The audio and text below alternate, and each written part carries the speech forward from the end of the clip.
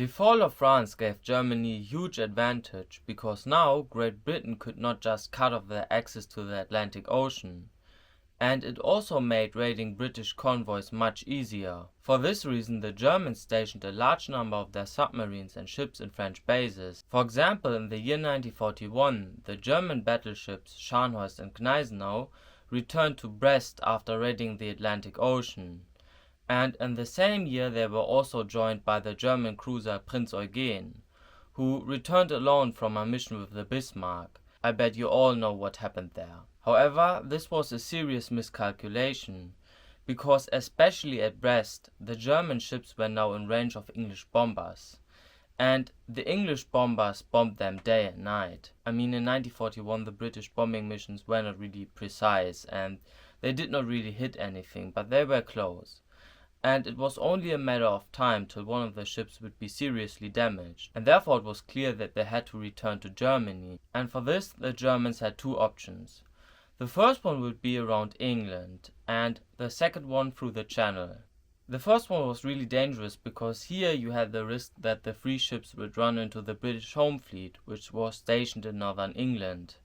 Because just like the German ships at Brest, English ships at the Channel were the targets of German bombers. So sailing around England would give the English fleet enough time to prepare to engage the ships. During the hunt for the Bismarck, the British Navy had already shown that it was determined to destroy the German naval capabilities. The second option, the Channel Dash, something that had not been done since the 17th century, was also pretty dangerous. You did not have large ships here, but a lot of coastal artillery and, more important, a large number of planes. But you could at least hope that it would surprise Britain. In early 1942, Great Britain knew that something was coming, because they also had concluded that keeping the ships at Brest would make no sense, and therefore they prepared to destroy the free ships on their way home. But they thought that as the Channel Dash would be suicidal, the free ships would sail around England. But this seemed to be a miscalculation, as the Germans were now planning to cross the Channel. The operation was planned for February 1942 and was called Cerberus, after the dog that guards the underworld in Greek mythology. Cerberus, 3 heads, 3 ships. But just to be clear how suicidal this was. All of the free ships had not been at sea for multiple months, and the same can also be said for the crew. These aren't really the best conditions for success. On February 1942, at 10:45 p.m., the Scharnhorst, Gneisenau and the Prinz Eugen left the harbour of Brest, undetected, as the submarine that was tasked to observe their movement had called it a day 1 hour earlier. Operation Cerberus was accompanied by another German operation, Operation Donnerkeil.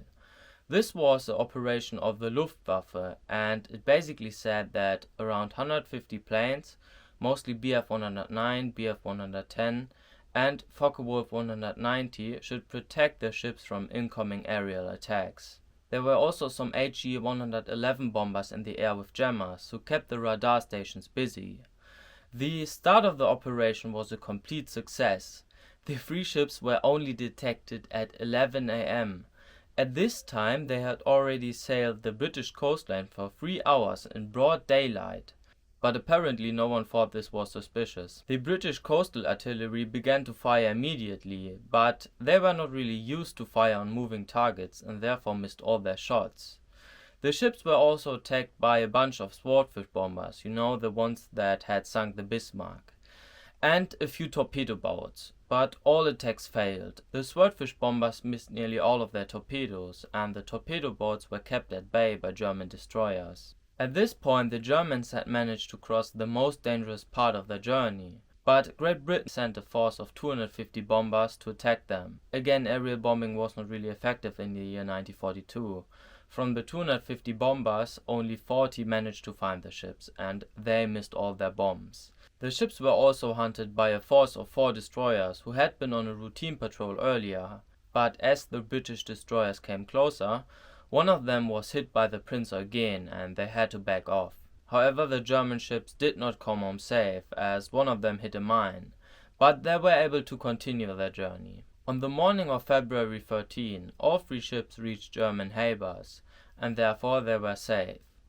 Although some of them were damaged, mostly from mines, they were still intact, and the mission was a complete success. For Britain this was a huge disaster because it looked like they were not able to control the channel, something that they had done since the 17th century. And it also made them look bad because controlling the channel basically means that no one can invade you. I really hope you liked this video. See you next time. Bye.